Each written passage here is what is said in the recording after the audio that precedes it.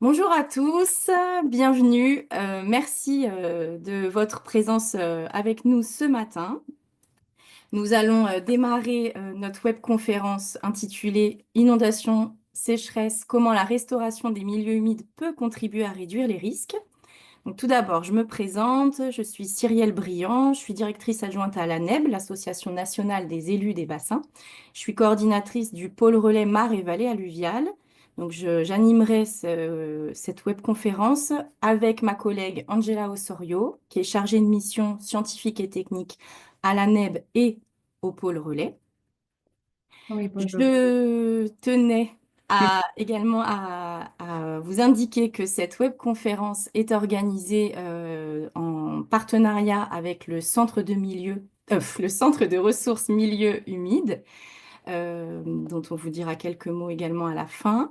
Et vous préciser que cette webconférence s'inscrit dans le programme de la Journée mondiale des zones humides 2025, qui touche à sa fin en cette fin de mois de février.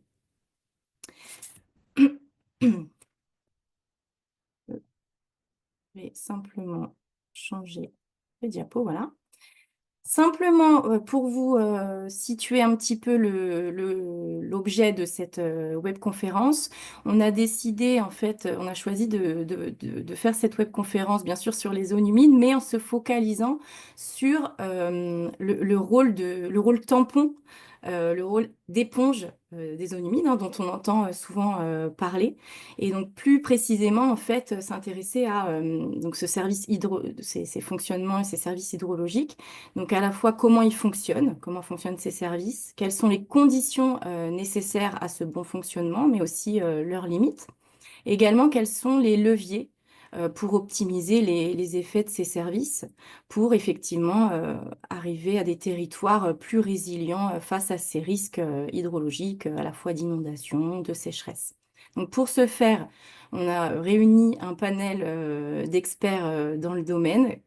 On profite de ce moment pour les remercier à nouveau. Merci d'avoir accepté notre sollicitation. Avant de rentrer dans le vif du sujet, on va rester sur quelques considérations techniques. Donc, vous l'avez entendu en vous connectant, ce webinaire est enregistré. Donc, le replay ainsi que les supports de présentation et les éléments de synthèse de nos échanges seront mis en ligne sur notre site dès que possible à la fin et dans les jours qui suivent notre webconf. Pour tout ce qui est questions, vous l'avez vu, vos micros et vos caméras sont par défaut coupés. Donc tout ce qui sera question sera à noter dans le module questions-réponses. Donc, vous pouvez les écrire tout au long, bien sûr, de la webconf. Et au moment des questions-réponses, à l'issue de chaque présentation, Angela se chargera de reformuler à l'oral, on va dire, vos questions. Alors, peut-être pas toutes, on fera au mieux pour ça. Deux mots sur voilà l'audience de notre webconf ce matin. Donc en termes de nombre d'inscrits, donc jusqu'à 376 inscrits au dernier comptage, donc ce qui montre vraiment l'intérêt pour ce sujet.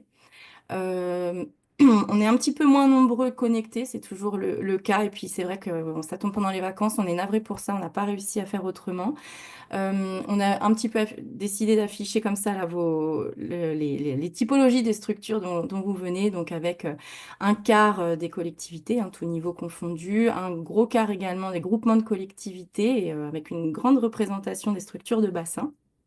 Et puis bien sûr, on salue également les représentants de l'État et de ses services, de l'enseignement et de la recherche, des associations, et également des privés, notamment les bureaux d'études. Angela a lancé un petit sondage pour savoir un petit peu plus précisément, vous personnellement, dans quel secteur, dans quel domaine d'action vous travaillez. On vous laisse remplir ce petit sondage et on affichera les résultats. Alors, Angela, tu me dis si soit il y a des réponses suffisamment nombreuses tout de suite et on peut les afficher, soit on pourra les afficher un peu plus tard. On est à 82%. 82%? Ben, on peut Mhm. faire un premier affichage et puis on pourra lancer après. Donc, j'arrête de mon côté. Ok.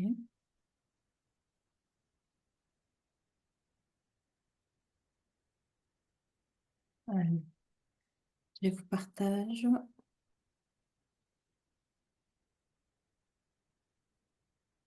mon écran. Normalement, vous pouvez le voir. Ouais, ça va arriver.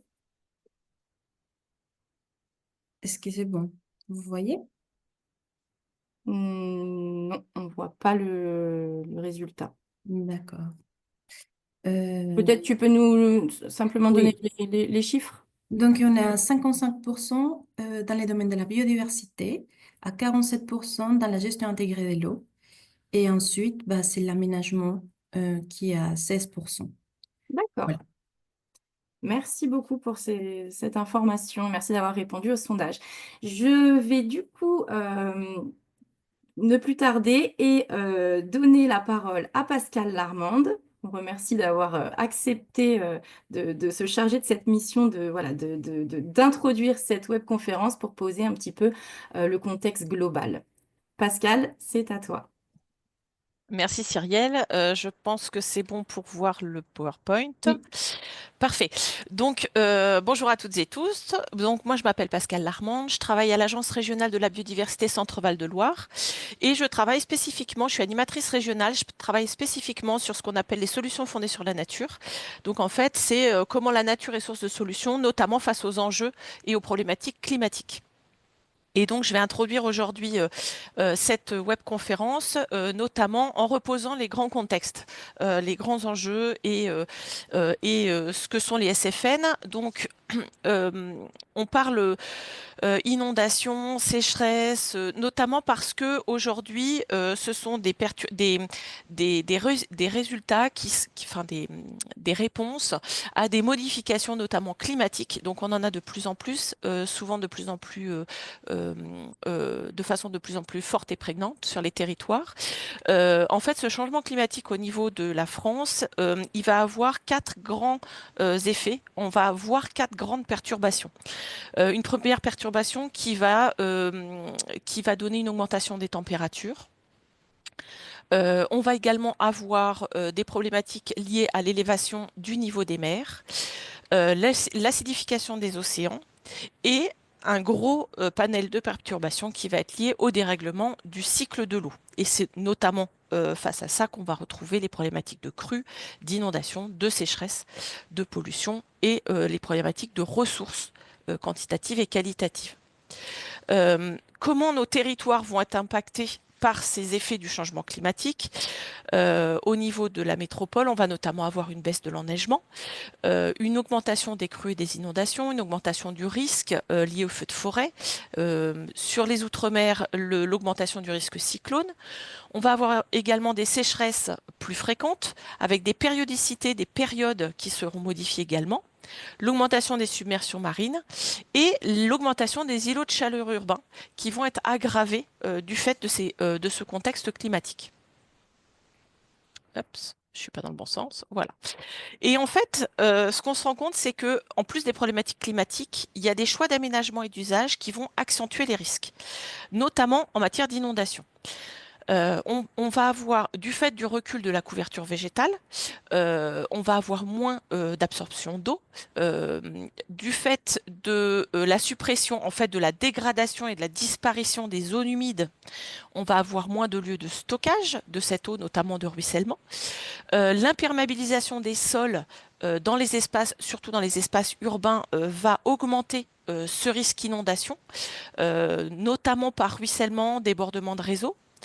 La surexploitation des sols va également avoir un impact puisque ça va réduire la capacité d'absorption et donc d'infiltration de l'eau dans les sols.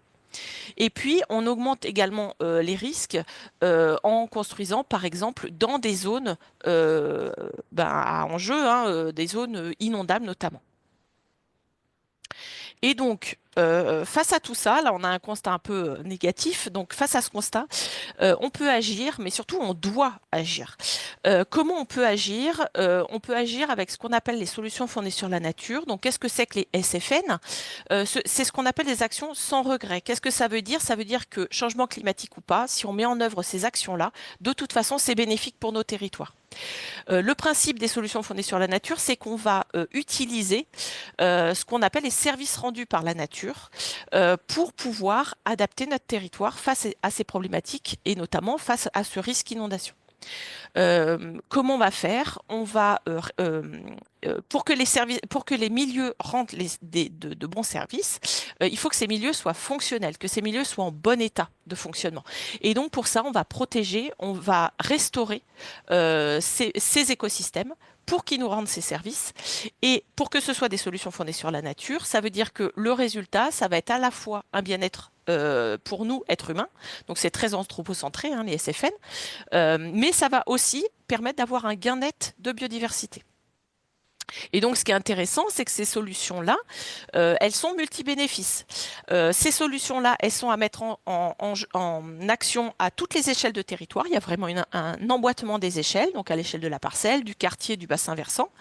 Et ces solutions, elles sont multibénéfices. Donc, par exemple, pour un enjeu, on va avoir plusieurs solutions. Par exemple, si on veut lutter contre les inondations, on a tout un panel de solutions qui s'offrent à nous, comme par exemple la mise en place de mesures naturelles de rétention d'eau ou la restauration des zones humides. Et quand on met en place une solution, on va aussi répondre à un panel d'enjeux.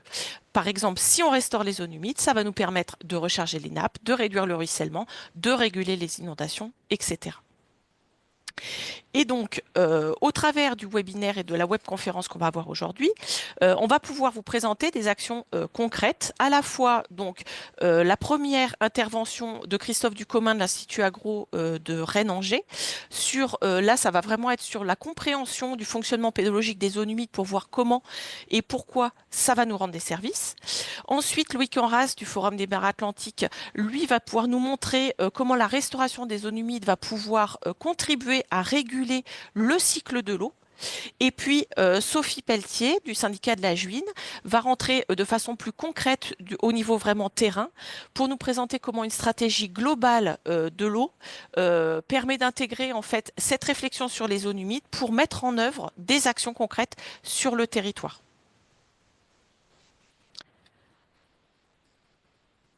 Merci Pascal, à la fois pour l'introduction des enjeux et également la présentation de nos intervenants. Je propose qu'on enchaîne du coup avec la présentation de Christophe Ducommun.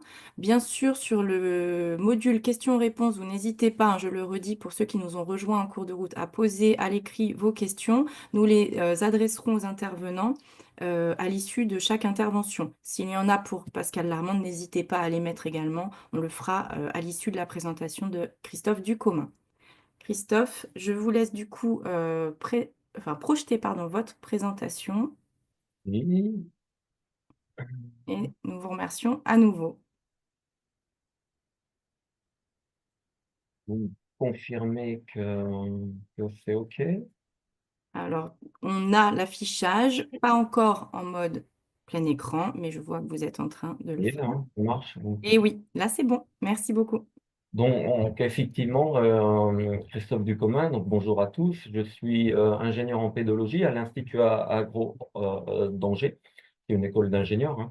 Et effectivement, je travaille pas mal sur les sols qui sont gorgés d'eau, notamment dans tout ce qui est… donc, je pratique de la recherche, hein, j'ai pas mal d'expérimentation sur ces sols. Je fais de l'enseignement aussi bien pour les étudiants. Et puis, une chose que j'aime bien aussi, c'est la formation continue auprès de bureaux d'études, hein, qui viennent se former. Voilà. Et puis, j'ai des missions d'expertise également sur ce sujet-là. Et au niveau national, je suis président de la commission zone humide de l'Association française pour l'étude des sols. Voilà, pour un petit peu pour situer mon activité. Alors aujourd'hui, je vais vous parler des sols qui sont gorgés d'eau, donc qui sont significatifs de milieux humides. Je vais vous présenter un petit peu leur variété, peut-être tourner un petit peu les choses différemment, ce que vous pouvez entendre parfois peut-être, voilà, parce qu'il faut dire les choses telles qu'elles sont. Donc le fonctionnement hydrique de ces sols et puis finalement comment les aborder. Voilà. Alors, un petit peu le sommaire de ma présentation. Donc, on va parler très rapidement. Je vais essayer de faire court pour qu'il y ait un maximum de questions derrière. Je vais vous parler de la notion réglementaire des zones humides, hein, qui est une notion réglementaire française, hein, appliquée sur la métropole. Je vais vous parler de notion de nappe, d'engorgement. Voilà, c'est pas tout à fait pareil, hein. Dans le sol et le sous-sol, vous voyez, je vous ai mis un petit schéma juste à côté. Eh bien, sachez que on parle souvent un petit peu abusivement de nappe dans les sols. En fait, une nappe, on peut parler de nappe à partir du moment où l'eau circule dans le sol. Donc, il faut un milieu suffisamment macroporeux, des sables, des limons. Mais dès qu'on est dans une argile, on ne peut plus parler de nappe. C'est plutôt un engorgement par imbibition. Donc, on voit là, on a deux comportements hydriques dans le sol qui sont complètement différents en fonction de la porosité du sol. Donc, il y a une nappe, il y a de l'imbibition. Et les fonctions à tirer pour ces sols, pour ces horizons, ne sont pas du tout les mêmes finalement. Vous voyez. Ensuite, je vais vous parler de l'organisation lithomorphologique des zones humides. C'est un bien gros mot pour essayer de vous expliquer comment elles sont reliées entre elles et comment elles sont organisées dans le paysage. Voilà. Et puis après, je vous montrerai que finalement, quand on veut étudier les zones humides de manière très spécifique, pour installer des piézomètres, pour comprendre vraiment comment ça marche, combien ça stocke, euh, comment restaurer, il faut à tout prix regarder les sols, il faut faire un sondage pédologique, sinon on reste dans quelque chose qui n'est pas à la bonne échelle. Voilà. Donc la notion de zone humide réglementaire en France métropolitaine, effectivement, on a un arrêté ministériel qui dit, je vais assez vite, hein, les critères à retenir pour la définition des zones humides, patati patata, sont relatifs à la morphologie des sols, j'ai mis ça en rouge, et cette morphologie des sols, on vous dit qu'elle est liée à une présence prolongée en eau, hein, d'origine naturelle, et à la présence éventuelle de plantes hygrophiles. Ça pourrait être un botaniste, vous l'aurez mis en rouge, mais je n'ai pas ces compétences-là. Donc, je vais vous parler de morphologie des sols et de présence prolongée en eau. Alors, morphologie des sols, un synonyme, c'est l'hydromorphie. Alors, l'hydromorphie, vous avez vu, je vous ai mis une petite image et j'ai mis là, on aurait éventuellement des traces redoxiques facilement identifiables. J'ai mis facilement avec un point d'interrogation parce que je sais que la plupart des gens vont considérer que les traces redoxiques ici constituent à peu près 15% de l'horizon parce qu'ils vont focaliser uniquement sur les taches rouilles. Eh bien, non, dans le mot redox, il y a un petit peu le préfixe red qui renvoie aux plages grises et le mot oxique, pour oxydation, qui va renvoyer aux taches rouilles. Donc là, souvent, les gens focalisent que sur le rouille, mais sachez que cet horizon, il est 100% hydromorphe et que le gris est au moins aussi important que le rouille, si ce n'est plus important. Voilà, un autre, voilà, pour montrer un petit peu la diversité des situations. Voici un horizon qui est 100% redoxique et des gens qui ont une formation vont dire, c'est facile, il n'y a pas de fer. Voilà. Et d'autres gens vont se tromper parce qu'ils vont chercher des taches rouilles et ils ne seront pas dans la bonne direction. Voilà pour situer un petit peu le contexte. Et puis, la présence prolongée en eau, vous voyez, l'arrêté ministériel, il est vague, il ne dit pas c'est combien de temps. Donc, moi, dans des formations, j'essaie d'expliquer. La bonne réponse, évidemment, c'est ça dépend, mais ça dépend de plein de paramètres qu'il faut comprendre pour pouvoir évaluer le prolongement de cet engorgement en eau dans les sols. On peut étudier par ailleurs avec un piézomètre dont je vous parlerai après. Voilà. Et puis donc, les zones humides, évidemment, ce sont des milieux terrestres, donc pédologiques, hein. Un plan d'eau, ce n'est pas une zone humide. Donc, ces milieux terrestres, ils sont gorgés d'eau, hein, le plus souvent, donc ils peuvent être hydromorphes. Mais attention, il y a des sols pour lesquels il n'y a pas de fer dans le sol, et donc l'engorgement ne se traduit pas par des traits d'hydromorphie. Donc là, on peut éventuellement juste passer par des aspects plus fonctionnels qui seraient le piézomètre pour étudier la nappe ou l'étude de la végétation. Ces sols de zone humide, attention, il y a de tout, hein. L'arrêté ministériel, c'est une loi du tout ou rien, mais finalement, il y a plein de sols différents relatifs à des milieux différents. Il y a des milieux qui sont engorgés que temporairement, qui peuvent être très secs l'été, hein. Donc voilà, c'est des zones humides intermittentes, on va dire. Et puis, il y a des zones humides qui peuvent être plus permanentes. Et comment faire la différence entre ça? Je vous montrerai que le sol, c'est un petit peu comme un lavabo, hein. Alors, c'est très imagé, hein, pardonnez-moi ça. Il y a un robinet, c'est-à-dire il y a une arrivée d'eau, et puis il y a une bonde en dessous qui évacue l'eau. eh bien, on imagine que si on mettait 10 robinets, peut-être que la bombe ne serait pas efficace pour évacuer l'eau. Donc, c'est tout ça qu'il faut prendre en compte pour savoir d'où vient l'eau, puis quelle raison elle a de rester dans un sol. Et puis, ben, évidemment, ces sols de zones humides qui appartiennent à des milieux humides, eh bien, elles remplissent des fonctions particulières qui ne sont pas forcément les mêmes d'un milieu à l'autre, hein. Certaines stockent, certaines restituent.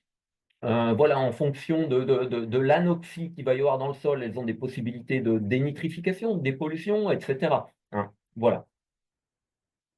Alors, la différence entre nappe et engorgement dans le sol et le sous-sol, eh bien, voilà, je vous présente le sol ici. Donc, j'ai mis 3 horizons avec, vous le savez, souvent le premier, il est plus foncé parce qu'il y a de la matière organique. Et puis, à la base, j'ai mis un horizon plus jaune parce que vous verrez que dans 99% des situations, c'est ce contexte-là qu'on va avoir, hein. C'est-à-dire cet horizon jaune qui va être peut-être plus argileux que ceux qui sont situés immédiatement au-dessus et qui va faire barrière à l'arrivée d'eau pluviale. Donc, une nappe va se constituer immédiatement au-dessus de ce plancher. Alors, je dis nappe parce je vous l'ai dit, on est bien dans un milieu poreux qui va pouvoir peut-être transmettre l'eau. Mais l'eau aura du mal, finalement, de s'égoutter pour aller vers la profondeur. Donc, les engorgements en pédologie, on est vraiment sur des engorgements superficiels. Et pour vous donner un petit peu des idées de profondeur, eh bien, vous voyez, la tarière, elle va à 1,20 m, ben, il faudrait dire entre 1,20 m, mais parfois, cet horizon imperméable, il est à 40 cm. Donc, vous voyez, il faut vraiment imaginer ça, on est dans des engorgements vraiment superficiels. Voilà, donc on appelle ça des nappes perchées, hein, voilà. Et en dessous, on n'a pas la nappe. Par contre, l'eau va quand même s'infiltrer progressivement dans ce milieu. Je ne sais pas si vous voyez mon curseur là qui pointe l'horizon sous-jacent jaune. L'eau va s'imprégner et va engorger ce sol. Mais on ne pourra pas parler de nappe là-dedans parce que l'eau ne peut pas circuler. Et en dessous, voilà, il ne faut pas confondre. Vous voyez, alors donc on va descendre à 15 mètres, 60 mètres, ça dépend des milieux, mais on va avoir le sous-sol, plutôt le compartiment du géologue, et là on peut avoir les nappes profondes, les nappes souterraines, voilà, c'est celles qu'on utilise pour faire des puits, pour faire de la géothermie, etc. Donc, je vous ai mis un petit puits. Donc, c'est là, cette eau-là, qui va être plutôt étudiée par l'hydrogéologue, elle a un rôle de stockage avec des gros volumes d'eau. Il y a un rôle dans le cycle de l'eau, la régulation des climats. Et puis, peut-être certaines plantes peuvent aller chercher avec des racines qui iraient profondément chercher cette eau-là. Mais la plupart du temps, les plantes sont cantonnées dans le sol. Donc, en surface, voilà, la nappe superficielle, on va avoir vous savez, on est dans un milieu, le sol, où il y a plus d'organismes à la limite dans le sol que ce qui est au-dessus, hein. Donc, c'est un milieu de vie extrême, mais qui peut être d'autant plus extrême qu'il y a une nappe d'eau qui va limiter l'oxygène, hein. Et donc, voilà, donc on va avoir une adaptation des plantes, des organismes qui vont respirer de manière anaérobie. On est dans un milieu vraiment extrême, hein. Donc, on va pouvoir gérer les crues. Ça peut poser des problèmes pour les racines, donc pour l'agronomie. Il y a des notions de microclimat, de cycle d'eau également. Voilà, pour bien situer que souvent, la pédologie, les engorgements pédologiques se situent vraiment de manière très superficielle. Alors, si on regarde l'organisation des zones humides, je vous ai reproduit un petit peu le bloc diagramme qu'il y avait juste avant, avec plutôt en rose la roche imperméable, en pointillé rose la zone un petit peu dans laquelle peut se constituer une nappe, et puis voilà, de manière très superficielle, le sol, hein. Donc les types d'engorgement, vous voyez, je vous ai fait apparaître la nappe là. Généralement, contrairement à ce qu'on pense, l'eau ne vient pas du bas dans les sols. La plupart du temps, elle vient du haut. Quand elle vient du bas, il faut que cette nappe souterraine affleure. Ça peut être sur un versant, on va avoir peut-être une source, voilà, une tourbière. Et puis après, cette nappe, on va la trouver au niveau alluvial. Eh bien, on peut trouver parfois des sols engorgés du fait de cette nappe alluviale. Mais je dirais que là encore, ces cas sont exceptionnels. Il faudrait que la nappe soit vraiment au niveau de l'altitude de la plaine alluviale. La plupart du temps, on va se trouver plutôt sur la plaine alluviale de droite, c'est-à-dire avec un sol qui fait plus d'1 mètre, 2 mètres, 3 mètres, et la nappe est profonde. Et si vous avez une hydromorphie dans la plaine alluviale, alors que la nappe se situe vraiment très profonde, vous pouvez vous dire, l'engorgement que vous avez dans le sol n'a rien à voir avec la plaine alluviale. Donc, si vous voulez faire une restauration, il va falloir comprendre ce milieu et se dire, c'est pas la plaine alluviale, parce que si vous essayez de les connecter, ça va pas marcher. Donc la plupart du temps, voilà, donc ces zones humides, enfin ces zones humides qui sont liées à une eau permanente sont très minoritaires et par contre, l'engorgement est permanent. La plupart du temps, on a des nappes plutôt dans le sol, liées à une petite imperméabilité dans le sol, voilà, et on va avoir des nappes de plateau, de débordement, des nappes colluviales par rapport à un apport latéral de l'eau, et puis peut-être, je vous l'ai dit tout à l'heure, une nappe en milieu alluvial, mais simplement parce qu'on a un milieu argileux qui n'a rien à voir avec la nappe qui est dessous. Donc ce type de nappe est minoritaire, mais souvent également temporaire. Ça va dépendre évidemment du climat, hein. Il faut prendre en compte le climat parce que, je vous disais, le robinet d'arrivée d'eau, c'est essentiellement l'eau. Et par exemple, si vous vous trouvez en milieu montagnard, ce que j'ai mis en brun sur cette carte-là, vous pouvez avoir de l'eau qui arrive abondamment jusqu'à parfois même maintenir des nappes permanentes alors que ce ne sont que des nappes perchées pédologiques, hein. Mais ailleurs, on a un déficit hydrique estival qui est trop fort, une évapotranspiration qui ne permet pas de maintenir des nappes permanentes. Donc, du coup, les questionnements qu'il faut se poser quand on est sur un site, c'est d'où vient l'eau, quelle raison elle a de s'évacuer, est-ce qu'on est sur un système perché ou une nappe d'accompagnement d'une rivière, comme je vous ai dit tout à l'heure, est-ce qu'on a un engorgement gravitaire dans un milieu poreux ou est-ce que c'est dans de l'argile? C'est toutes les questions qu'il faut se poser pour pouvoir résoudre des problématiques. Donc là, je vous ai mis le sol, il faut toujours l'intégrer dans son paysage. Voilà, donc au-dessus des tirets noirs, j'ai mis les systèmes à nappe perchée qui sont les plus nombreux, puis en dessous, les systèmes d'accompagnement de nappe qui sont les moins nombreux, mais avec un engorgement permanent. L'arrivée d'eau, ça peut être quoi? Essentiellement les précipitations. Ou alors, c'est peut-être une adduction latérale par des apports de versants en surface, du ruissellement en surface, on parlait d'inondation tout à l'heure, ou du ruissellement hypodermique, c'est-à-dire à travers le sol latéralement. Et puis, on peut avoir également le débordement d'une rivière, mais là, il ne faut pas se dire c'est la nappe d'accompagnement. Ce débordement de rivière agit exactement comme des précipitations. Quand on est dans une nappe d'accompagnement, bon, on peut avoir des remontées capillaires ou la nappe qui rejoint la rivière. Alors ça, c'est l'arrivée d'eau. Comment elle s'évacue, cette eau?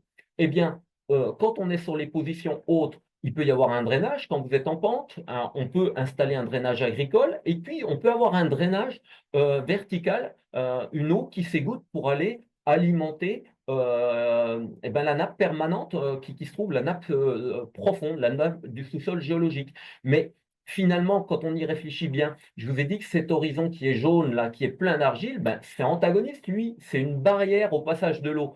Donc, finalement, les zones humides sont peut-être pas forcément les meilleurs candidats pour alimenter la recharge des nappes qu'on utilise pour notre nutrition, par exemple. Vous voyez? Et puis, ce qui va faire que ces sols s'assèchent, généralement, la plupart du temps, c'est l'évapotranspiration. Le sol est colonisé par des racines, des plantes, et si ces milieux s'assèchent, une fois que l'eau qui saturait le sol s'est égouttée, eh ben, c'est plutôt une évapotranspiration qui va finir de vider le réservoir sol. Donc voilà, l'évapotranspiration, dites-vous, c'est ça qui va vider l'eau du sol.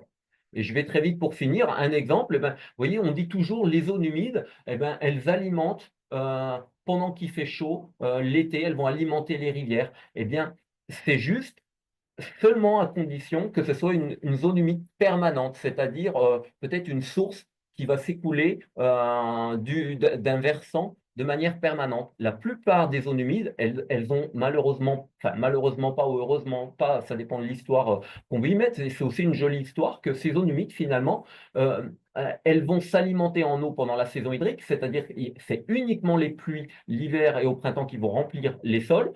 Par débordement, par le dessus du lavabo, tant qu'il pleut, ça va déborder, ça va alimenter les zones humides sous-jacentes, même les rivières. D'accord? Alors, je ne lis pas, hein, vous aurez accès au diaporama, mais je préfère laisser la place aux questions. Et quand la saison hydrique arrête, on coupe le robinet de la pluie, eh bien, les zones humides en cascade vont finir de s'égoutter, mais ça va prendre, je dirais, 15 jours, 3 semaines, ça dépend des milieux, pas plus. Et ensuite, l'eau est contenue pour chaque zone humide et chaque zone humide est indépendante et ne restitue pas à la zone humide qui est sous-jacente. Si bien que les rivières, le taux de la nappe des rivières va diminuer. Et les sols vont finir pendant l'été par s'égoutter. La nappe de la zone humide disparaît. Elle est évapotranspirée par les plantes. Voilà. Donc, pour comprendre le milieu, il faut évidemment regarder dans quel système on se situe, hein, c'est un peu ma conclusion, hein. Voilà, ça c'est la diapositive qu'on a vue, qui est très fonction du climat. Les choses qu'on ne fait souvent pas, c'est qu'il faut se situer également à l'échelle décalmétrique. Par exemple, je vous ai mis une plaine alluviale, mais ça pourrait être un plateau, ça fonctionne pareil. D'où vient l'eau? Quand vous êtes au pied d'un versant, dites-vous que l'eau vient majoritairement du versant. Quand vous êtes au bord d'un versant ou même d'une berge d'une rivière, si celle-ci est profondément incisée, dites-vous que la rivière, c'est un fossé drainant. Donc là, ce sol va drainer pour aller voilà, vers une position plus basse. Et quand vous vous situez entre les deux milieux, ben là, vous dépendez que de la pluie. Et ça peut être une plaine alluviale, hein. Voilà. Et finalement, si vous voulez comprendre le fonctionnement du sol, que vous voulez installer un piézomètre, je vois trop souvent des piézomètres, on veut étudier les zones humides, et on a des piézomètres qui sont installés à 4 à 6 mètres de profondeur, eh bien, on est complètement en dehors des clous la plupart du temps. Il faut faire un sondage pédologique, regarder où se trouve cette position, ce niveau imperméable, il peut faire que 40 cm, et votre piézomètre, eh bien, il va falloir l'installer là, à 40 cm, et ça vous coûtera beaucoup moins cher. Ça va vous coûter 15 euros au lieu de 3 000 à 4 000 euros. Voilà. Donc, pour la restauration des zones humides, il faut bien comprendre si on est en système perché ou dans une nappe permanente. Sinon, on n'arrivera pas à faire de la restauration. Et puis, compensation, j'ai juste mis un terme, bon courage. Voilà. Donc, je vous remercie pour votre attention et j'espère que je n'ai pas été trop long. C'est nous qui vous remercions. Et non, c'était parfait. Merci de ces éclairages et qui permettent effectivement de bien pointer l'importance de la connaissance fine du territoire et de son fonctionnement pour bien éclairer les décisions. Angela? Oui, on a une première question. Alors, à partir de quelle profondeur de nappe on peut considérer que la zone humide en plaine alluviale n'est pas alimentée par la nappe alluviale? Oui. Alors, en fait, il faut avoir un réflexe quand on se situe en plaine alluviale. Le premier réflexe, c'est d'aller voir le toit de la nappe de la rivière. Dites-vous que s'il y a plus d'1 mètre de décalage entre la rivière à l'étiage, c'est-à-dire l'été, à son niveau le plus bas, et l'altitude de la plaine alluviale, s'il y a plus d'1 mètre, pouvez-vous dire que vous n'êtes pas, l'hydromorphie que vous avez dans le sol n'est pas liée à la plaine alluviale, pardon, à la nappe du cours d'eau. D'accord. Et un autre participant nous pose la question concernant une nouvelle approche d'hydrologie régénérative. Il voudrait savoir quel est votre avis concernant cette approche pour améliorer l'adaptation au changement climatique vis-à-vis du risque inondation et accentuation des étiages. Je ne sais pas ce que c'est, pardon, D'accord. l'hydrologie régénérative, s'il vous plaît. Alors, ouais, là, je vais peut-être prendre la main sur cette question-là. Donc, le principe de l'hydrologie régénérative, c'est aussi ce qu'on appelle les keylines. Le principe, c'est qu'en fait, on va positionner sur un bassin versant des éléments, enfin, sur une surface, alors c'est principalement sur les surfaces agricoles, on va positionner des éléments, notamment, par exemple, des noues en perpendiculaire de la pente, des petites mares, ce genre de choses-là. En fait, le principe, c'est ce qu'on va appeler plus globalement les mesures naturelles de rétention d'eau. C'est-à-dire que le but, c'est de ralentir les écoulements sur les pentes, même quand la pente est légère, hein. Ralentir les écoulements, favoriser l'infiltration et améliorer le stockage de cette eau à l'intérieur du sol. Et donc les mesures naturelles de rétention d'eau, ça va être effectivement le principe des keylines, mais ça va aussi être le principe notamment du positionnement de haies en perpendiculaire de pente, ça va être l'enherbement de talweg, toutes ces actions-là qui vont ralentir l'eau et lui permettre de s'infiltrer dans les sols, ça va permettre d'avoir une restauration de la fonctionnalité du sol et de retrouver ce triptyque sur le sol, l'eau et le végétal et ce fonctionnement commun que ce soit en secteur rural, mais on l'a également en secteur urbain aussi, quand on va infiltrer à la parcelle dans la gestion intégrée des eaux de pluie, où on va favoriser la restauration du sol et cette infiltration de l'eau dans les sols pour ensuite recharger les nappes. Donc c'est vraiment un fonctionnement très globalisant. D'accord. Et sur les chats, alors Pascal, elle a partagé déjà une ressource que les gens pourront consulter si ça les intéresse Oui, encore. c'est une petite note qui a été faite par l'Agence de l'eau à Dour-Garonne, justement, sur le positionnement du conseil scientifique de l'Agence de l'eau sur spécifiquement l'hydrologie régénérative. Merci beaucoup. On a une question, en même temps, peut-il être un sol, peut-il être hydromorphe au sens réglementaire en saison humide et sec en plein été, sans trait hydromorphie? J'ai pas Oui, l'habitude non. de ces mots. Dans l'hydromorphie, en fait, euh, ça va être une redistribution. Normalement, les sols sont bruns ou rouges en fonction d'où vous vous trouvez. C'est parce qu'il y a plein de fer. Et il faut vous dire que l'hydromorphie, c'est quoi? C'est une redistribution de ce fer à l'échelle de l'horizon. Parfois, le fer va être mobile sur quelques millimètres, centimètres. Parfois, il va partir jusqu'en bas du versant. Pourquoi? Parce que les organismes du sol l'utilisent pour respirer. C'est la respiration anaérobie. Et donc, une fois qu'on a une hydromorphie qui s'est mise en place, c'est-à-dire un genre de lessivage, de lixiviation du fer, eh bien, il n'y a rien qui peut revenir en arrière. Hein. Et donc, et n'oubliez pas que c'est comme un jean. Un jean, il est coloré en bleu parce qu'il y a un colorant qui est l'indigo. Quand vous le lavez, qui se lessive, il y a rien, il va devenir blanc, la couleur du coton, et il n'y a rien qui va pouvoir revenir en arrière. Ben, un sol, c'est pareil. Une fois qu'il a perdu son fer, il n'y a rien qui peut le recolorer. Voilà. Et dites-vous que les sols, pour finir de répondre à la question, euh, les sols, ils ont un pas de temps qui est les dizaines, centaines de milliers d'années, qui n'est pas notre pas de temps. Donc, que vous croyez une année sèche ou une année humide, exceptionnelle, le sol, il l'a déjà vu des milliers de fois et lui, il exprime tout au pas de temps des dizaines, centaines de milliers d'années. Donc, vous dites pas, c'est sec cette année, donc je ne verrai pas d'hydromorphie, ou c'est plus humide, il y aura plus de sol hydromorphe. Non, la nature a déjà tout équilibré ça sur de très longs pas de temps. Tout est déjà exprimé. D'accord, merci beaucoup. Et puis une dernière question. Est-ce que la modélisation des nappes perchées dans le sol et pas plus profond est possible? La modélisation hydrogéole est plutôt axée sur la nappe plus profonde et donc pas pertinente pour l'approche zone humide. Elle est moins pertinente dans la plupart des situations. Elle peut rester pertinente quand même dans certaines plaines alluviales, là où c'est connecté. D'où l'intérêt de connaître le milieu pour savoir quelle modélisation on va mettre en place.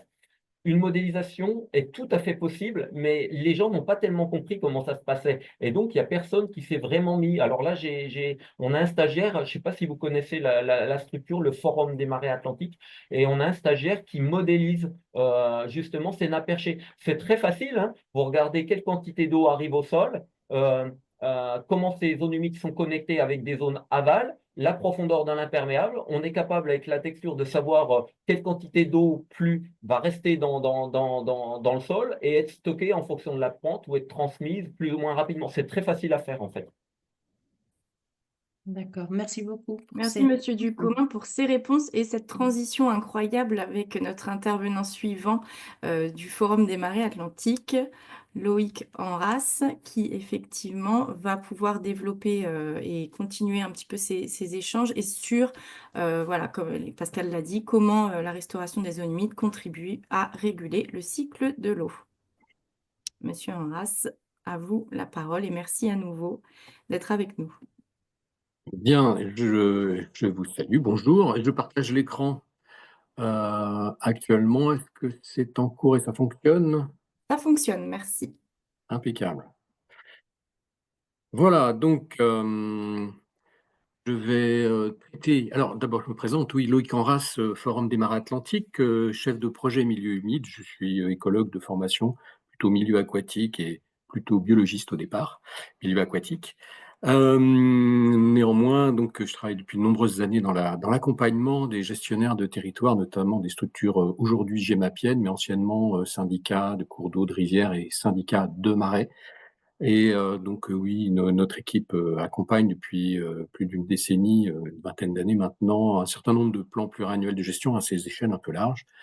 Et voilà, donc dans ce cadre-là, je vais faire une petite présentation synthétique en zoomant arrière par rapport à la présentation de Christophe Ducommun précédente, mais tout en ayant bien à l'esprit qu'il faut atteindre un niveau de précision important pour bien analyser une situation et avant de se lancer dans de la restauration. Bien, donc je vous propose. Alors, par contre, j'ai une fenêtre qui me gêne. Voilà. Voilà un petit récapitulatif que vous connaissez tous, mais c'est plus pour vous donner des chiffres.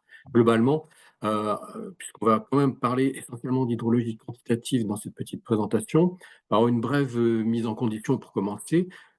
Quantitativement, un rappel, l'eau douce ne représente que 3% de l'eau mondiale. Parmi celles-ci, seulement 1% est de l'eau libre de surface, facilement mobilisable pour nos usages, et 22% dans les roches et les sols, donc un petit peu plus difficile à capter. Là, il faut de la technicité. Et puis, quand même, 77% de l'eau douce, il ne faut pas oublier, est présente, mais sous forme de glace, dans les glaciers au niveau mondial. Alors, en ce qui concerne les flux d'eau libre et de surface, c'est là qu'interviennent donc, comme ça vous avez été dit précédemment, les sols et les zones humides. Alors, essentiellement l'alimentation. Voilà un petit peu les chiffres. Voilà, j'ai oublié de cliquer au passage.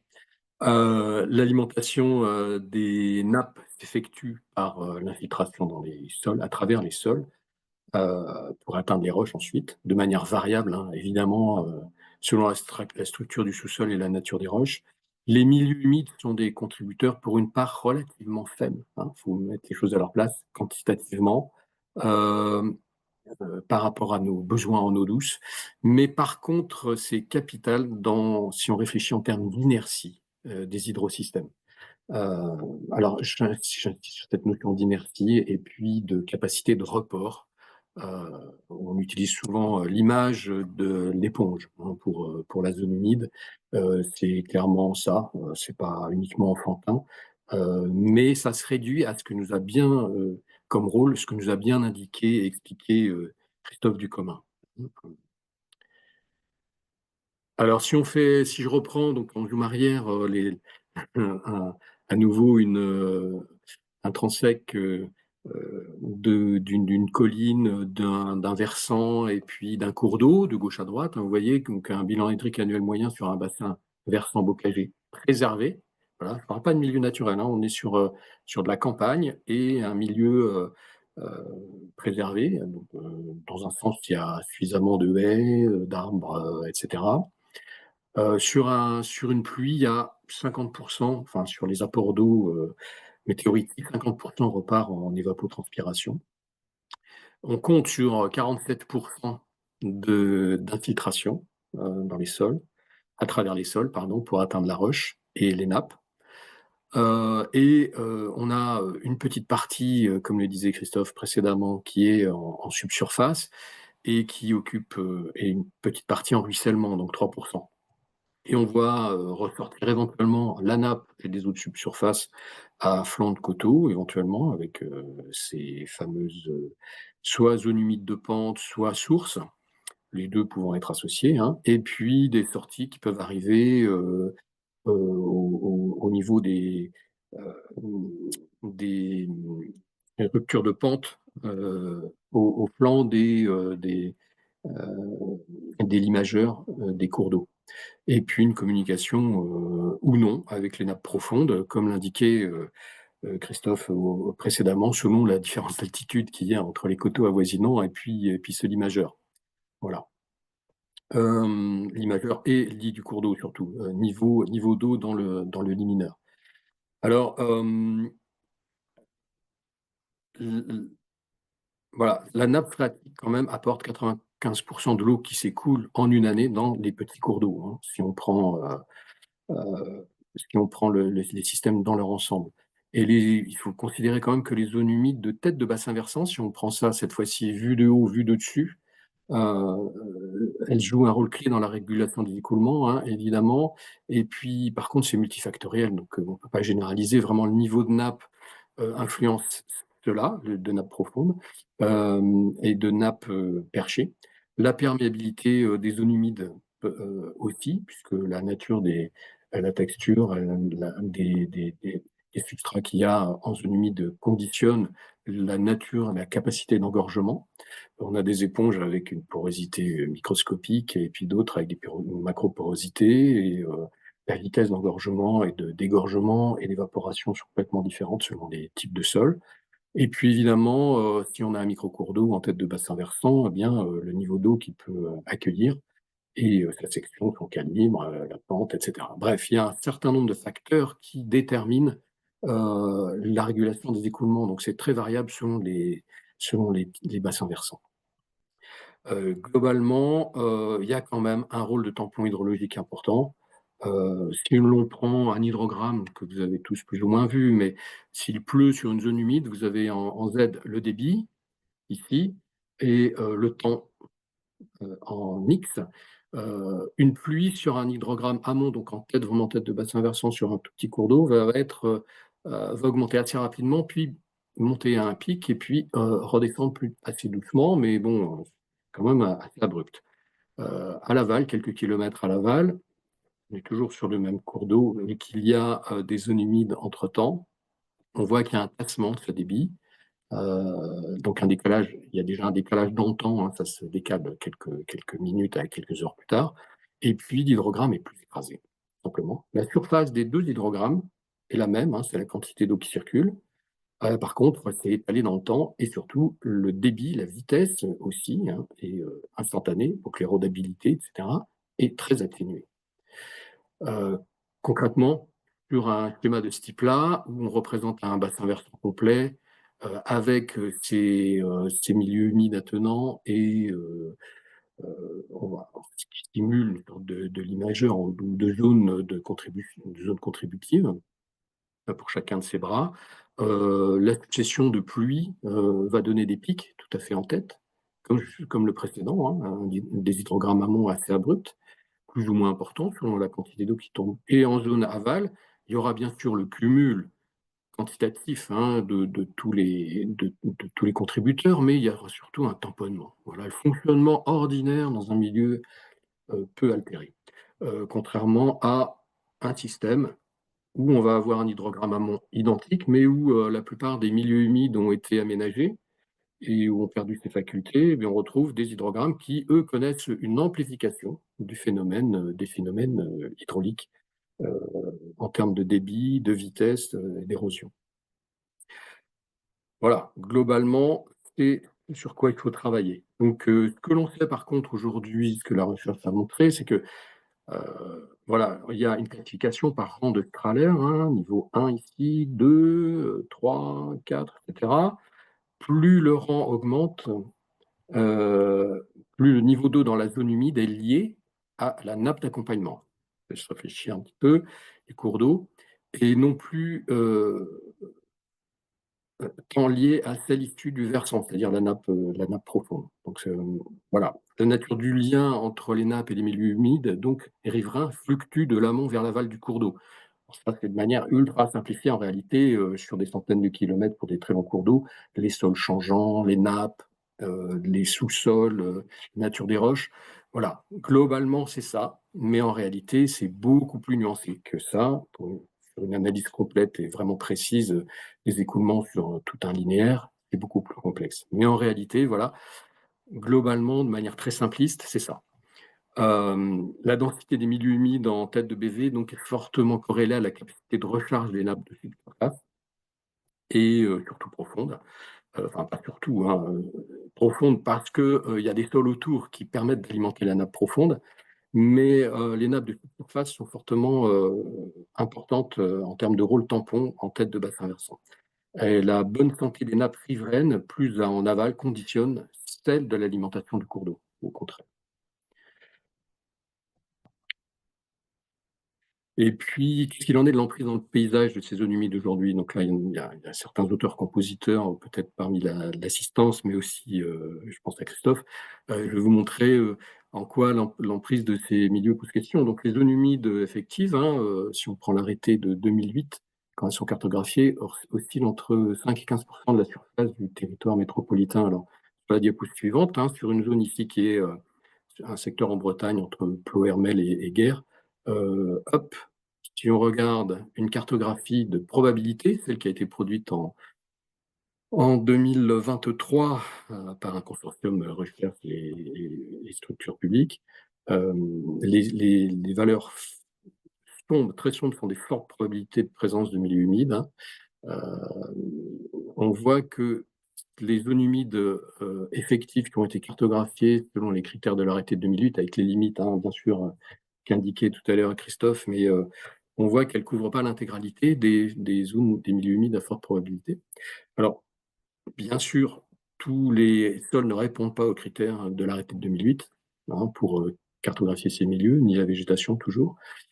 Soit ce sont des milieux humides qui ont d'autres caractéristiques, qui sont donc non saturés, qui n'ont pas de trait d'hydromorphie, mais qui présentent des caractéristiques quand même de capacité de stockage de l'eau et de déstockage de l'eau.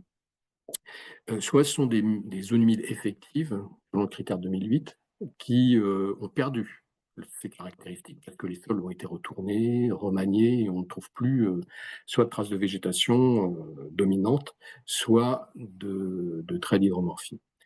Voilà, on voit que quand même, c'est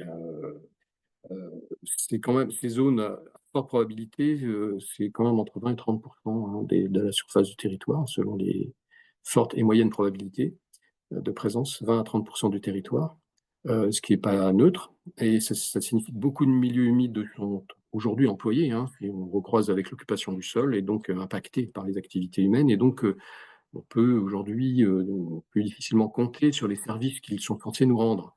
Alors, pour pouvoir y remédier, donc certes, il y a des programmes d'action qui sont en action, mais on regarde bien sûr d'abord comment ces modifications ou altérations fonctionnelles des zones humides interviennent. Vous les connaissez tous, c'est de l'artificialisation par urbanisation, routes, infrastructures diverses et variées, canalisation, du remblaiement, des mises en culture, du drainage, enterré ou de surface, par rigolage, des rectifications, recalibrage de cours d'eau, création de plans d'eau surnuméraires, des drainages aériens, comme je le disais, des retournements de sol et modifications de leurs caractéristiques, donc des poldérisations en zone côtière, et puis la mise en place d'infrastructures de transport. Donc, il y a des effets indirects, évidemment, et directs sur la modification de la circulation de l'eau, du niveau trophique de ces milieux, etc. Donc, les propriétés des milieux humides qui rendent des services d'intérêt général ont été largement mises à mal pour rendre d'autres services, de production, la plupart du temps, depuis l'ère industrielle, parfois le Moyen-Âge, sur un certain nombre d'endroits. Les causes de l'altération, vous les voyez là. Pour y remédier, il ne suffit pas de défaire, il faut faire une analyse aussi, quand même, fonctionnelle de ce qui peut rester fonctionnel, parce qu'il y a des fois où c'est irréversible. Voilà, tout simplement, la réversibilité n'est pas gagnée sur un certain nombre de fonctions, donc il faut passer par de l'analyse fonctionnelle, et ce qu'a amorcé en termes d'analyse sur les sols, à titre explicatif, Christophe Ducommun tout à l'heure, ça a mené aussi d'un point de vue de diverses fonctions. Et à ce titre-là, c'est un travail un petit peu complexe, mais faisable, et qui doit répondre à des enjeux locaux bien identifiés, bien évidemment. Alors, avec plus de 50% estimé de disparition des milieux humides et des fonctions associées et des services associés, ce sont autant de services à forte valeur ajoutée dont nous sommes privés nous-mêmes. Donc, comment y remédier? Bien, désormais, il est probable qu'il faille développer des stratégies non plus au coup par coup, à l'opportunité. Il ne faut pas se priver de ces actions, bien sûr, quand on peut le faire, et regarder strictement la restauration des milieux humides sous l'angle des habitats et de la biodiversité. C'est capital, ça le reste. Mais d'un point de vue de l'hydrologie, il y a certainement des analyses à réaliser de manière synthétique à large échelle. Et pour ça, il y a des outils. Heureusement, on est un pays encore riche, et nos sociétés disposent d'outils et de démarches qui permettront à toutes les initiatives et les bonnes volontés d'agir.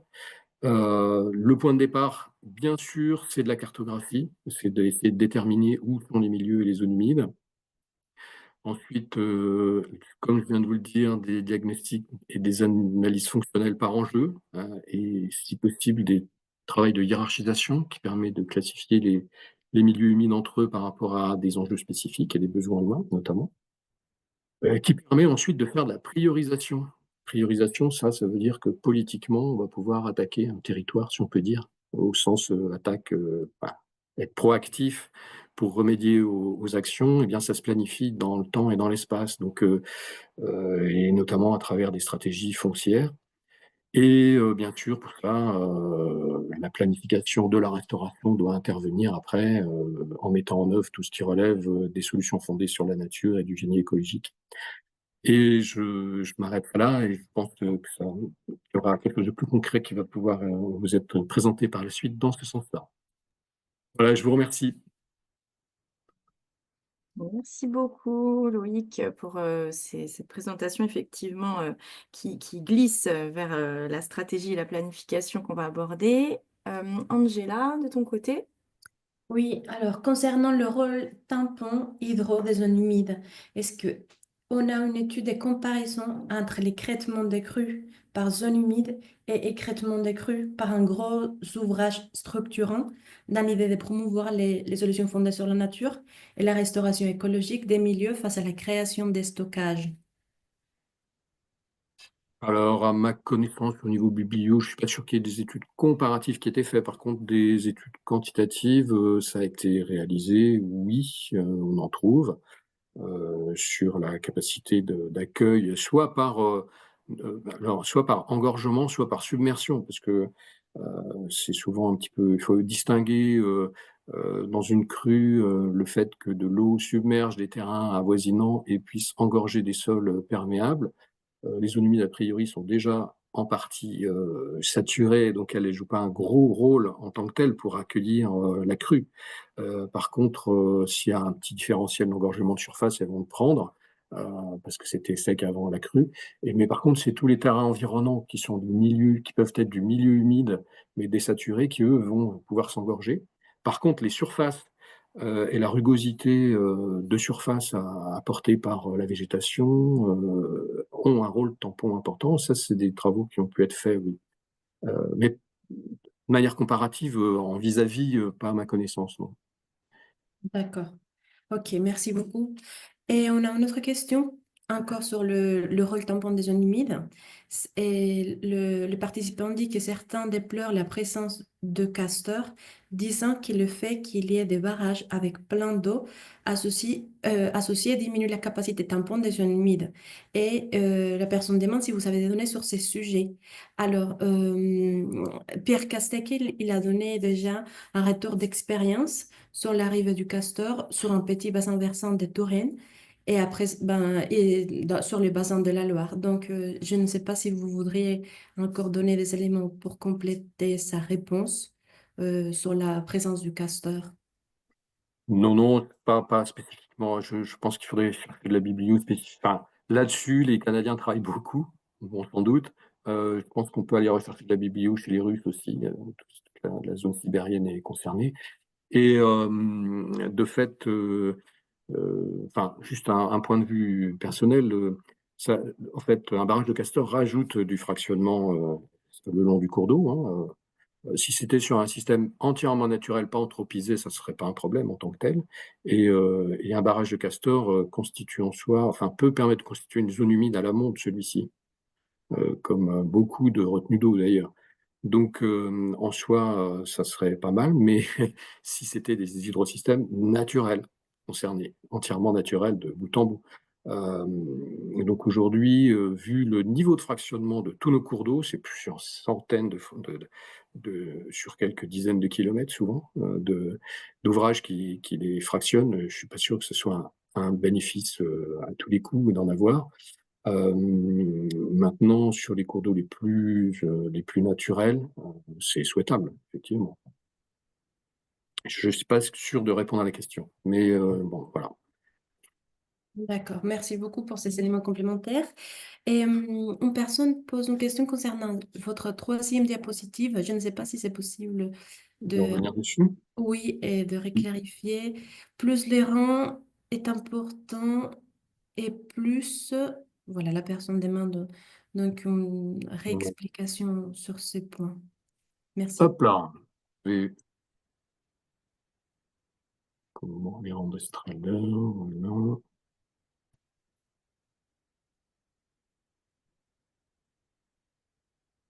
Donc, quand le rang de Strahler augmente, c'est-à-dire quand on descend dans la rivière, enfin, le long des différents affluents, l'influence du cours d'eau sur le niveau de la nappe attenante de la zone humide, c'est-à-dire le degré d'engorgement, hein, en fait, si on reprend les termes de Christophe, hein, pour être clair, augmente également. C'est-à-dire que plus on est bas dans le bassin versant, plus c'est la rivière qui va impacter l'humectation de la zone humide. Plus on est haut, plus c'est l'inverse, plus c'est les milieux humides attenants qui vont alimenter le cours d'eau. Tant qu'ils sont nombreux et présents, bien sûr. D'accord. Je pense que c'était les questions les plus ciblées à votre présentation. Mhm. Donc voilà, merci beaucoup pour ces réponses. Merci à tous. On va pouvoir passer donc à la dernière présentation par Sophie Pelletier du CIARJA. On remercie également pour sa présence. C'est affiché en plein écran, c'est parfait. Merci Sophie, à toi. Bon, micro, bonjour à tous. Je suis Sophie Pelletier-Creusot, directrice du syndicat de la Juine, le CIARJA, et je vais vous présenter donc, notre stratégie en faveur des milieux humides. Alors, est-ce que ça passe? Voilà, j'arrive pas à avancer. Suivante. Voilà. Donc déjà une petite carte d'identité de notre territoire. Donc on est situé sur une rivière, alors dite de nappe, hein, puisqu'on est extrêmement interrelié à l'énorme réservoir que constitue la nappe de Beauce. Donc sur un territoire d'environ 800 km², avec un système un petit peu particulier, puisqu'on est dans un système qui a été transformé depuis très longtemps, avec des systèmes de bief perché pour les moulins, hein, qui, dès le Moyen-Âge, ont jalonné le cours d'eau, mais dans un territoire qui, contrairement à beaucoup d'autres, a conservé le cours d'eau de fond de vallée sur de nombreux tronçons, avec également ces zones humides, hein. Donc on a inventorié 1600 hectares de zones humides. Et donc, on est dans un système qui est finalement assez peu réactif à la pluviométrie, hein, en temps normal, enfin sur une année normale, on va dire. Donc, l'enjeu pour le syndicat, qui est devenu syndicat d'IGMAPI, hein, gestion des milieux aquatiques et prévention des inondations, à la suite de la loi MAPTAM, donc à compter de 2018. Et de faire en sorte de conserver un maximum ces atouts, hein, de zones humides pour éviter les risques naturels, que ça soit l'inondation, les étiages sévères, et puis en termes de solidarité de l'amont vers l'aval, qui est plus périurbain puis urbain, hein, sur les rivières dans lesquelles la Juine se jette, puisqu'elle est confluente avec l'Essonne ensuite. Donc il y a vraiment, voilà, la richesse de nos zones humides, c'est vraiment au cœur de notre stratégie de bassin versant, et pour faire écho un petit peu à ce qui a été dit à la présentation précédente. Donc le syndicat, même avant la GEMAPI, avait déjà une démarche de bassin versant, au travers notamment le portage de contrats. Alors à l'époque, c'était les contrats de bassin, avec notamment l'Agence de l'eau et tous les financeurs. Et à la dernière programmation, donc c'est notre 3e contrat, c'est devenu les contrats de territoire eau et climat, et trame verte et bleue pour ce qui nous concerne, puisqu'on a les régions Île-de-France et Centre-Val de Loire, qui sont également partenaires. Et donc, comme vous le voyez, ce sont des contrats qui sont multipartenaires, hein, puisqu'on a dans les maîtres d'ouvrage qui interagissent, nos intercommunalités membres, et puis du bassin versant d'une manière plus générale, des partenaires plus techniques et institutionnels, hein, comme le parc naturel régional du Gâtinais français, ou encore la chambre d'agriculture de la région, nos partenaires financiers, Et puis également l'établissement public de bassin Seine-Grand Lac, hein, qui nous finance aussi des opérations en termes de zone d'expansion des crues. Donc notre contrat, on l'a organisé, on a voulu articuler les compétences, les items de la GEMAPI, hein, qu'on connaît au travers de l'aménagement du bassin versant, l'aménagement des cours d'eau, les inondations, les écosystèmes aquatiques, les zones humides. L'articuler autour d'axes d'orientation principales qui guident notre programmation.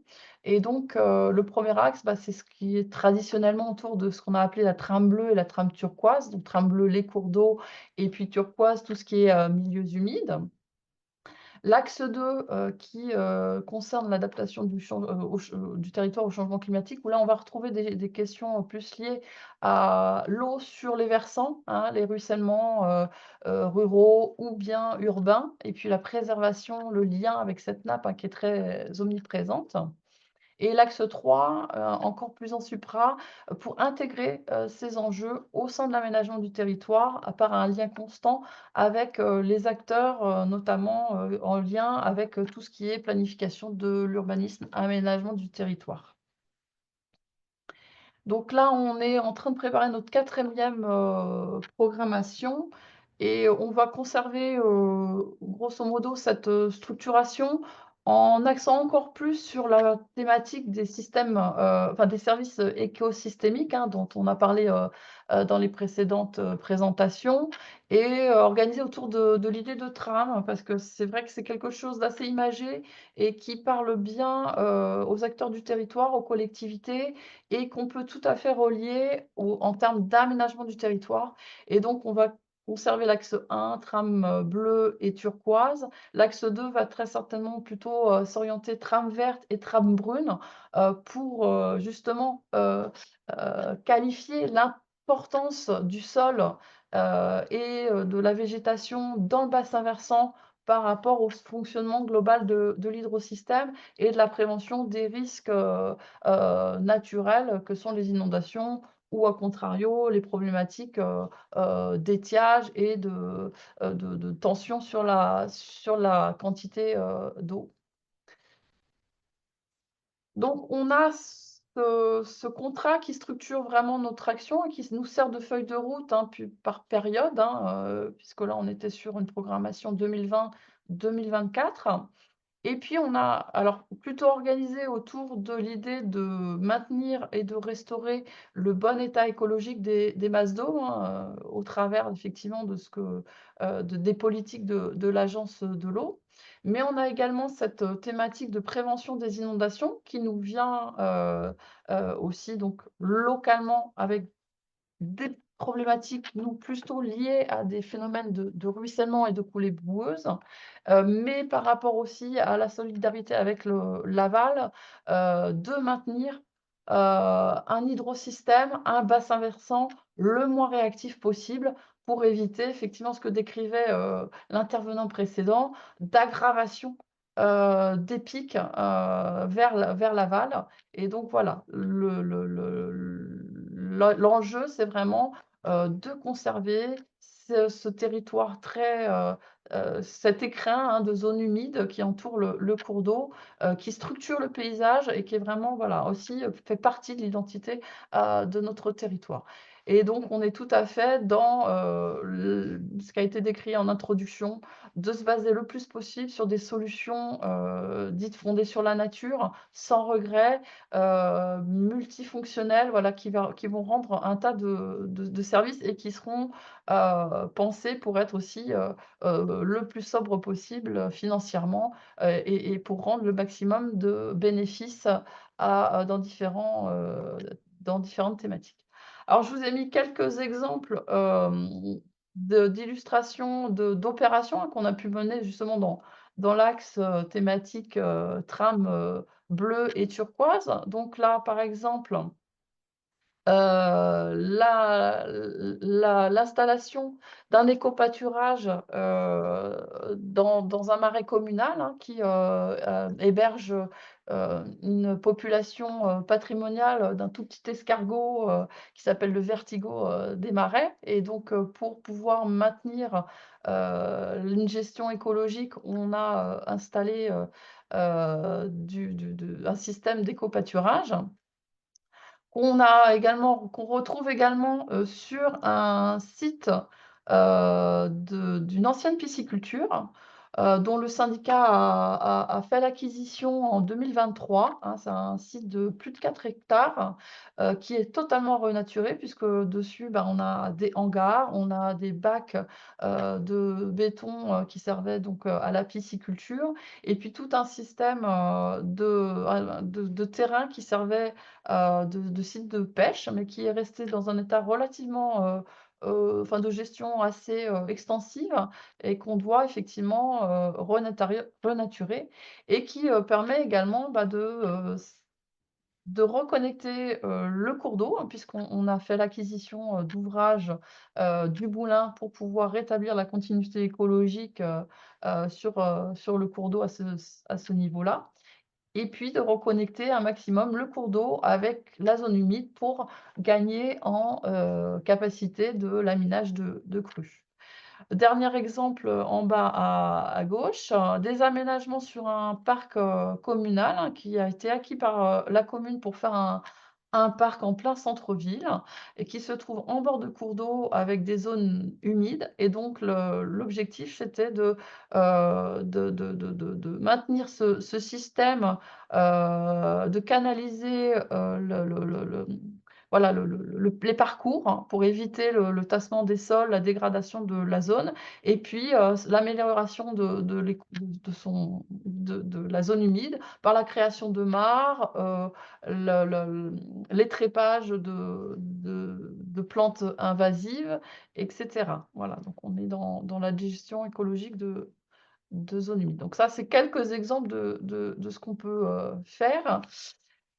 En termes d'intégration des enjeux, donc là, l'axe 3, donc plutôt en termes d'aménagement du territoire, mais aussi de programmatique hein, qu'on est en train de développer de plus en plus, hein, notamment dans notre 4e programmation. Alors, je l'ai découpé un petit peu en trois phases. On va dire une première phase, c'est produire de la connaissance. Hein. Sans connaissance, on ne peut pas ni programmer, ni protéger. Donc, on a déjà là fini de cartographier et d'inventorier les zones humides de notre fond de vallée. Et on est en train de l'élargir sur le reste des zones humides qui pourraient exister sur les zones plus du plateau. Donc, on a également, depuis de nombreuses années, lancé l'inventaire des mares du territoire, parce qu'on a de nombreuses mares, soit forestières, soit de plateaux, hein, de villages, qui permettent d'agrémenter, de renforcer une trame humide. On a également le repérage des axes de ruissellement, puisque ça, c'est un enjeu particulier sur notre territoire, et la délimitation des aires de captage pour l'eau potable. Donc ça, voilà, ça fait partie des données qu'on porte à connaissance au niveau de nos collectivités, hein, des acteurs locaux, et au sein aussi de nos avis en matière d'urbanisme, hein, sur les permis de construire ou la participation à l'élaboration des SCOT et des plans locaux d'urbanisme. On a également participé à une étude un peu pilote du département de l'Essonne qui a lancé une politique en matière de protection des sols hein, et donc là, c'était une étude pour voir sur le territoire en termes de zéro artificialisation nette, quels étaient les atouts, les ressorts qu'on pouvait envisager. Et puis, alors, particularité un petit peu aussi au niveau du syndicat, on a lancé en début de contrat une étude pour modéliser la trame verte et bleue et noire sur l'ensemble du bassin versant, donc avec un bureau d'études qui est spécialisé dans ce domaine-là. Ce qui nous permet aujourd'hui d'avoir déjà une masse de données à diffuser à nos collectivités, notamment quand ils font les PLU et les SCOT, puisqu'aujourd'hui la trame verte et bleue, et ben, voilà, c'est une obligation de les intégrer. Donc on a déjà de la donnée à leur fournir sur l'ensemble du territoire. Et puis nous, ça nous sert, là, on est en train de continuer à développer un outil justement pour hiérarchiser à l'échelle de la parcelle toutes les données, enfin voilà, tous les enjeux qu'on a avec nos données pour définir ce qui était présenté dans la présentation précédente, définir une stratégie d'enjeux au niveau foncier pour définir encore plus précisément notre programmation opérationnelle, les stratégies de maîtrise du foncier par les collectivités et le syndicat, et puis participer au porté à connaissance d'une manière plus générale. Le dernier point, eh bien, c'est la formation, la sensibilisation, qu'on a déjà engagée, mais qu'on va certainement renforcer encore dans notre 4e programmation, pour voilà, faire savoir et vraiment permettre d'intégrer toutes ces données, tous ces enjeux au niveau des élus, au niveau de la population, un petit peu les scolaires, etc. Donc là, je vous ai mis un exemple hein, d'une formation pour les élus et et pour les agents des collectivités impliqués sur ces sujets-là, qu'on a monté sur 3 journées, avec des demi-journées un petit peu en salle où on présentait la thématique gestion cohérente de l'eau et urbanisme. Et puis l'après-midi, plus sur des ateliers, voilà, des fresques. Là, voilà, au milieu, on a développé la fresque de l'eau du Cierja, ou des déplacements sur le terrain, des rencontres avec les partenaires, etc., etc. Donc, ce qui a été vraiment très bénéfique, puisqu'on a effectivement eu des échanges avec les services de l'État, le SAGE, avec les services instructeurs, etc., etc. Et voilà, c'était très enrichissant et ça a été très apprécié aussi. Voilà, je vous remercie. Merci Sophie pour cette présentation complète de vos actions et de comment vous avez largement intégré les zones humides dans vos réflexions et vos projets. Angela? Oui, merci Cyril. On a une question un peu générale. De l'avis des participants, y a-t-il craindre un climat futur ou une augmentation des inondations par remontée des nappes? Et si oui, quelles sont les solutions envisagées pour y remédier, pour s'y adapter? Là, je vais vous renvoyer à l'étude Explore 2. Je pense que, puisque ça va vraiment dépendre aussi, je pense, de là où on se situe géographiquement, hein. Si on est dans le sud de la France, on n'aura pas certainement du tout le même paysage que ce qui va se passer dans le nord. Euh, Effectivement, en tout cas dans le nord de la France et de l'Europe, les modèles ont plutôt tendance à nous donner une pluviométrie plus importante, et notamment en hiver, mais une pluviométrie plutôt moins importante en été. Donc on risque d'avoir un petit peu les 2 phénomènes, c'est-à-dire à la fois peut-être des risques accrus d'inondation par débordement ou remontée de nappe l'hiver, et peut-être aussi des périodes de tension hydrique en été. Donc c'est pour ça que nous, le discours qu'on tient vis-à-vis de nos collectivités et des élus, c'est de dire les solutions sans regret permettent d'améliorer, en tout cas de ne pas aggraver la situation face à des situations pour lesquelles aujourd'hui, enfin, c'est pas qu'on n'a pas une vision claire, mais en tout cas, on risque d'avoir les deux volets d'une même pièce, quoi, en fait. On va avoir un peu le double effet qui se coule, à la fois les risques par trop d'eau et par pas assez d'eau. Donc, l'intérêt des zones humides, justement, c'est de pouvoir pallier un peu, enfin, en tout cas, de tamponner un peu ces doubles phénomènes. Après, voilà, je m'avancerai pas sur qu'est-ce qu'on peut faire sur les remontées de nappe. Enfin voilà, nous, c'est clair qu'on baigne dans la nappe. On a la chance que sur la plupart du parcours, ça soit des zones humides. Et bon, bah, l'intérêt, c'est de les conserver et de pas aggraver les situations et surtout pas mettre des enjeux là où on risque d'avoir des risques complémentaires. Merci Sophie. Une autre question est sur votre stratégie zone humide. Est-ce qu'elle porte sur tous les types de zones humides ou uniquement les zones humides alluviales? Alors, non, on inventorie, toutes les zones humides. Bon, sachant que nous, sur, notre territoire, on a quasiment que de la zone humide, alluviale. Mais on a, les autres petites zones humides, qu'on peut avoir, c'est essentiellement, autour des mares, ou des mouillères. On a un secteur où on a de la mouillère. Donc voilà, elle figure, bien au menu de l'inventaire, mais on n'a pas voilà, on est dans un système où il y a peu d'autres, types de zones humides. Merci. Et peut-être, je ne sais pas si tu veux répondre à cette question ou si d'autres intervenants veulent donner des informations concernant cette question. La question est, existe-t-il des outils, ressources, supports, protocoles pour une petite association pour inventorier faune, fleurs des petites zones humides ou vaut-il mieux s'associer à une institution? Ouais, je pense que l'ARB est peut-être plus à même que moi de répondre. Je veux bien.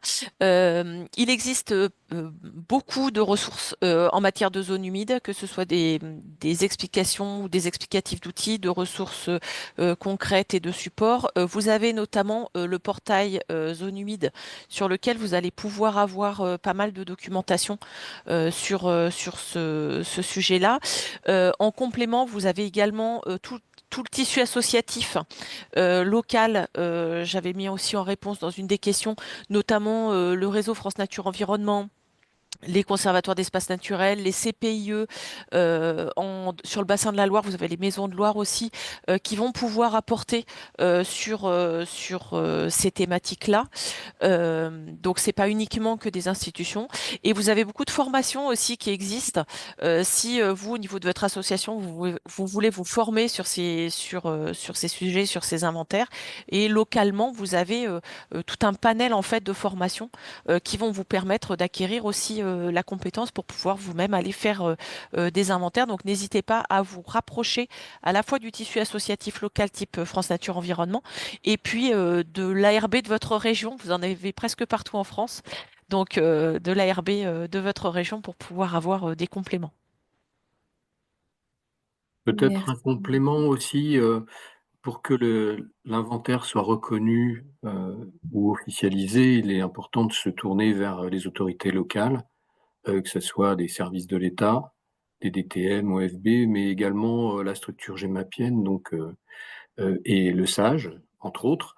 Mais voilà, ça peut passer par diverses instances, mais faire en sorte que si est recherché, que ce soit capitalisé cet inventaire dans un pool plus large, d'inventaire sur un territoire et officialisé, autant se rapprocher de ces autorités-là également. Et en complément, ça a été mis dans le chat, enfin les questions-réponses également. Vous avez les boîtes à outils, alors qu'on appelle MEO.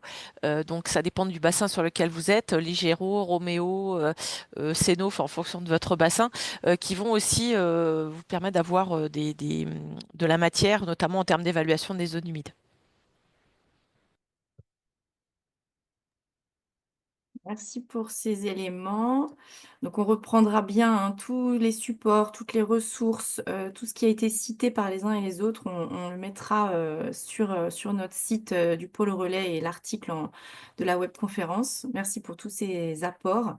Merci pour vos présentations et vos questions. Et on va du coup pouvoir passer à la partie conclusive de cette webconférence en donnant la parole à Pierre Castecker, donc, qui est chargé de mission zone humide à l'Office, zone humide et marée à l'Office français pour la biodiversité et qui est en charge du centre de ressources milieu humide dont je vous parlais au tout début. Oui, Pierre, merci beaucoup, Cyrielle. Il me revient donc la lourde tâche de conclure cette webconférence. Déjà, je tenais dans un premier temps à remercier l'ensemble des intervenants, que ce soit l'Agence régionale de la biodiversité de Centre-Val de Loire, l'Institut Agro d'Angers, le Forum des marais atlantiques et bien sûr le syndicat de la rivière de la Juine et de ses affluents pour ces présentations et surtout leur mobilisation pour la préservation et la restauration des zones humides. Comme dit par Cyrielle en début de webconférence, il est important au regard des enjeux actuels, aussi bien sociétaux que climatique, entre autres, on puisse travailler de concert avec l'ensemble des acteurs sur une gestion intégrée des milieux humides dans les projets de territoire, et en particulier pour ce qui est de l'adaptation par rapport aux périodes de sécheresse ou aux périodes, entre autres, d'inondation.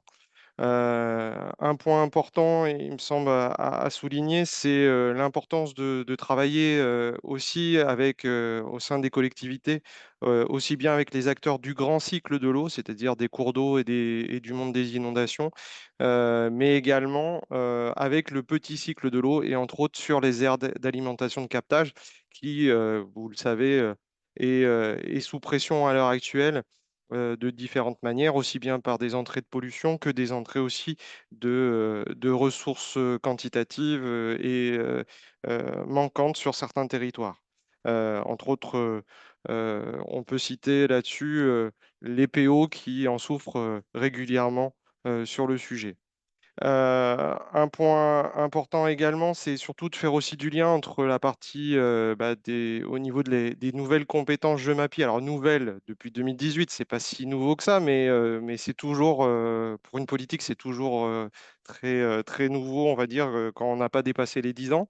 L'idée qui est derrière, c'est aussi de faire plus de liens entre la partie gestion de l'eau et des milieux aquatiques et la partie aussi protection contre les inondations.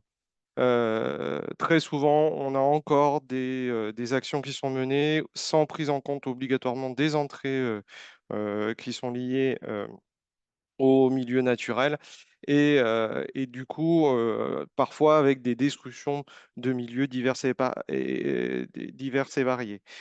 Et donc, il est important de bien identifier, de bien faire en sorte d'inventorier les zones humides sur ces secteurs-là, de les intégrer dans la réflexion, entre autres, de lutte contre le changement climatique, car on va être clair, c'est que les zones humides participent en fait compte à l'adaptation au changement climatique comme des solutions fondées sur la nature, et que deux, deux messages un peu, on va dire deux images un peu à retenir, c'est que les zones humides, c'est une solution fondée sur la nature si elles sont bien gérées et bien restaurées.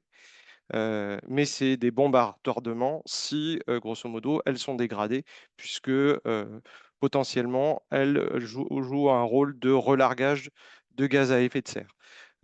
Donc, vaut mieux travailler à essayer de les préserver et les restaurer, et ça nous coûtera nettement moins cher, hein.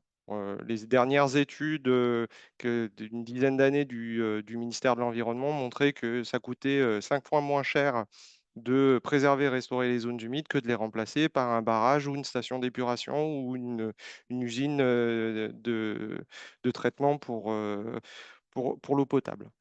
Donc, juste pour finir, il me semble que c'est très important qu'on puisse travailler de plus en plus tous ensemble sur ce sujet-là, alliant aussi bien l'entrée biodiversité, mais également service rendu euh, au, à la population. Et pour faire un peu de teasing sur des prochaines webconférences qui seront réalisées en partenariat avec le Centre de ressources milieux humides et en lien avec les pôles relais zones humides et l'Office international de l'eau. Je vous annonce que prochainement, on devrait avoir la possibilité de pouvoir faire remonter l'ensemble des données piézométriques en votre possession dans la base de données ADES du BRGM. Et donc, on y travaille d'arrache-pied en 2025 pour que fin 2025, on puisse avoir l'ensemble de ces informations disponibles au plus grand nombre. Voilà. Et merci encore au pôle relais Mar et Vallée Alluviale pour l'organisation de cette webconférence. Merci à tous. Merci, merci à tous. On reste disponible par mail si vous avez des questions pour nos intervenants, s'il y avait des choses, des mises en contact à faire. Merci à tous, bonne journée et à bientôt.